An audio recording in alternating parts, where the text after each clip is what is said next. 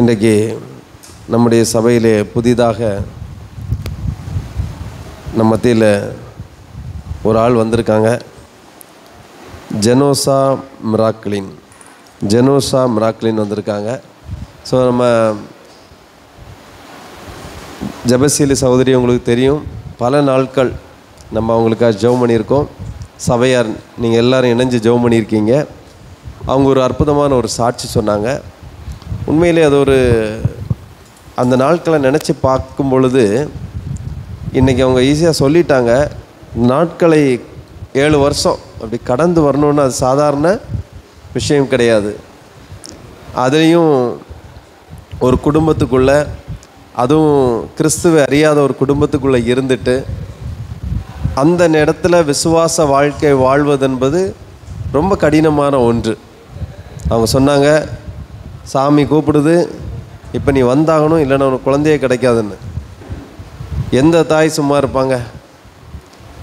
குழந்தை கிடைக்கணும், எப்படினாலும் கிடைச்சாலும் பரவாயில்ல சொல்லி ஓடி போவாங்க. ஏன்னா அவ்வளோ அவமானங்கள் நிந்தைகளை அனுபவித்திருக்கும் பொழுது இப்படி ஒரு வார்த்தையை கேட்கும்போது சிலர் பயந்தே போயிடுவாங்க. ஐயோ, நமக்கு நீ குழந்தையே கிடைக்காத அளவுக்கு அந்த சாமி சபிச்சிருவாங்களோ, அவங்க அதை பண்ணிடுவாங்களோ, இதை பண்ணிடுவாங்களோ, சூனியம் வச்சுருவாங்களோ சொல்லி பயந்தே நம்ம ஆளுங்க போயிடுவாங்க. ஆனால் அந்த இடத்துல சாத்ராக் மேஷாக் ஆபேத்நேகோ போல் ஒரு வைராக்கியமாக நின்னாங்க. பார்த்தீங்களா? இந்த வைராக்கியத்தை ஆண்டவர் பார்த்துருக்கிறார். Praise the Lord. உண்மையிலே அது இதுதான் சாட்சி. பிரச்சனைகள் மத்தியில், போராட்டங்கள் மத்தியில் நம்முடைய விசுவாசத்தை கிரியையினால் காண்பிக்க வேண்டும். இதுதான் உண்மையான சாட்சி. அப்போ இந்த இடத்துல குடும்பம் சொல்லுது நீ போய் தான் போகணுன்னு, ஊரே நிற்குது நீ போகணுன்ட்டு, எல்லாரும் மிரட்டுறாங்க, உருட்டுறாங்க, முடிய பிடிச்சி இழுத்துட்டு போகணுன்னு சொல்கிறாங்க, என்னென்னமோ சொன்ன பொழுதும் அந்த இடத்துல அவங்க தைரியமாக ஏசப்பா எனக்கு குழந்தை தராட்டாலும், நீங்கள் சொல்கிற ஆண்டவர் குழந்தை தராட்டாலும் பரவாயில்ல, எனக்கு குழந்தையே இல்லாட்டாலும் பரவாயில்ல, ஆனால் என்ன செய்ய மாட்டேன், அந்த இடத்துக்கு நான் வரமாட்டேன். சாத்ராக் மேஷாக் நேகோ அதே தான் சொன்னாங்க. எங்களை நீர் விடுவிக்காமல் போனாலும் பரவாயில்ல, ராஜாவே நீர் எங்களை விடுவிக்காமல் போனாலும் பரவாயில்ல, நீர் நிறுத்தின இந்த பொற்சலை நாங்கள் வணங்கவே மாட்டோம், அது என்ன நடந்தாலும் பரவாயில்ல. இதுதாங்க விசுவாசம். சாத்ராக் மேஷாக் ஆபேத்நேகோவுக்கு அந்த நாடே எதிர்த்து நிற்குது, கவலையே இல்லை, நாட்டை இல்லை உலகத்தை படைத்தவர் என் கூட இருக்கிறாருங்கிற விசுவாசம் இருந்தால் போதும். எந்த நாடு எதிர்த்துனாலும் நமக்கு கவலை இல்லை. அந்த விசுவாசம்தான், அதான் முதிர்ச்சி. உண்மையிலே அது ஒரு பெரிய அற்புதம். ஆண்டவர் அந்த சூழ்நிலையை பார்த்து, அந்த வைராக்கியத்தை பார்த்து அங்கே ஆண்டவர் கருவை அவர் நினைத்தருளினார். ஹல்லேலூயா. அதே போல் நம்ம நிறைய டைம் ஜெபம் பண்ணி வரும்போதெல்லாம் நம்பிக்கையான வார்த்தைகள் தான் நம்ம கொடுத்து விடுவோம். நீங்கள் தைரியமாக விசுவாசமாக இருங்க, ஆண்டவர் நிச்சயம் என்ன செய்வார், குழந்தையை தருவாங்க, வெட்கப்படவே விட மாட்டான்னு சொல்லி இது பண்ணோம். அதே போல் நம்ம பைபிள் எழுதுகிற ஒரு போட்டி வச்சுருந்தோம். பார்த்தீங்கன்னா யாரெல்லாம் எழுதுனீங்கன்னு தெரியாது, நிறைய பேர் எழுத ஆரம்பிச்சிங்க.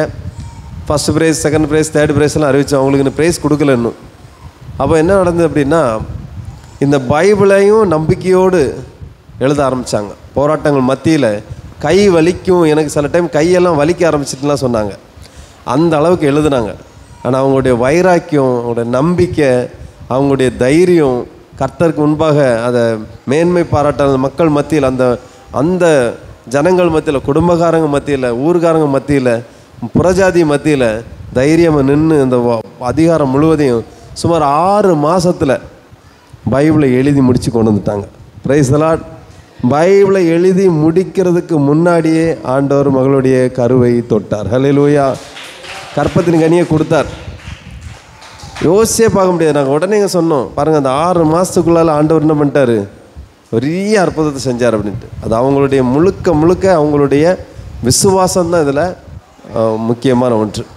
ஒவ்வொருவரும் இதை பெற்றுக்கொள்ள முடியும்.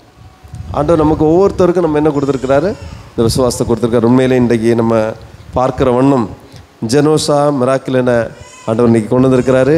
நம்ம சபையார் இன்றைக்கி சேர்ந்து அன்பு பிள்ளைய, கடவுள் தந்த பிள்ளைய, கடவுளுக்கு பிள்ளைய நம்ம என்ன செய்ய போகிறோம், வாழ்த்தி ஆசீர்வதிக்க போகிறோம். வாங்க சிஸ்டர், ஸ்தோத்திரம் ஸ்தோத்திரம் ஸ்தோத்திரம் ஆண்டவரே. Glory to Jesus.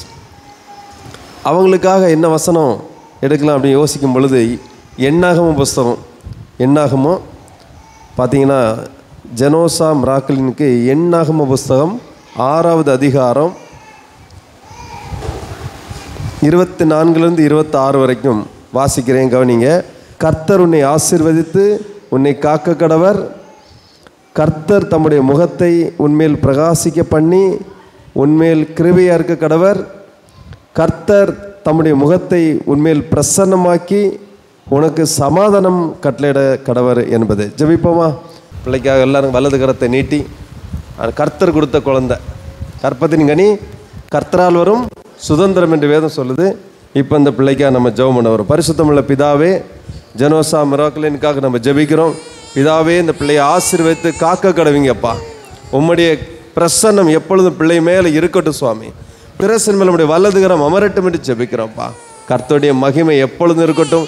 நீங்கள் தந்த பிள்ளைப்பா, பிள்ளை மேலே வன்கண்கள், பொறாமைகள், எரிச்சல்கள் எதுவும் அணுகாதபடிக்கு இன்னைக்கு சபையின் ஆசீர்வாதத்தில் நீங்கள் நாங்கள் நிரப்பி ஆசீர்வதிக்கிறோம் ஆண்டவரே.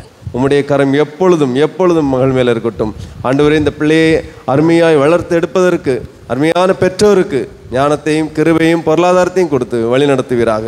பிள்ளை ஆரோக்கியமாக ஆண்டவரே நாளொரு மேனியாக பொழுதொரு வண்ணமாக வளர்ந்த ஆளாகி உமக்கு பிரியமான பிள்ளையாகவும் பெற்றோருக்கு கீழ்ப்படிந்த பிள்ளைகளாகவும் சமுதாயத்தில் முக்கியமான பிள்ளையாகவும் வாழ்ந்து உயர்ந்திருக்க ஆசீர்வதிக்கிறேன் ஆசீர்வதிக்கிறேன். இயேசு கிறிஸ்து மூலம் வேண்டுகிறேன் ஜெபங்கள் நல்ல பிதாவே. ஆமேன் ஆமேன் ஆமேன். ஜெனோசா மிராக்கிலின்.